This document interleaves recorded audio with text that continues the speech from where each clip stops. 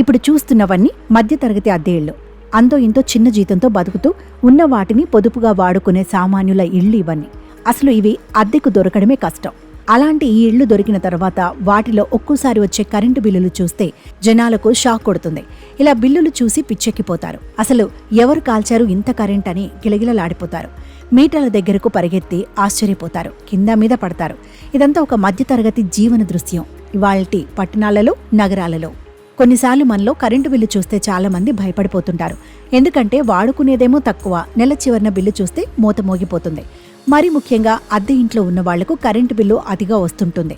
దీంతో వారు చాలా ఇబ్బంది పడుతుంటారు. అసలు కరెంటు బిల్లు ఎక్కువ రాకుండా ఏం చేయాలో తెలియక సతమతమవుతుంటారు. కరెంటు బిల్లు ఎక్కువగా వస్తుంది అనుకునేవారు ముందుగా మీ ఇంటిలో ఉన్న బల్బులన్నింటినీ మార్చి LED బల్బులు అమర్చుకోవాలట.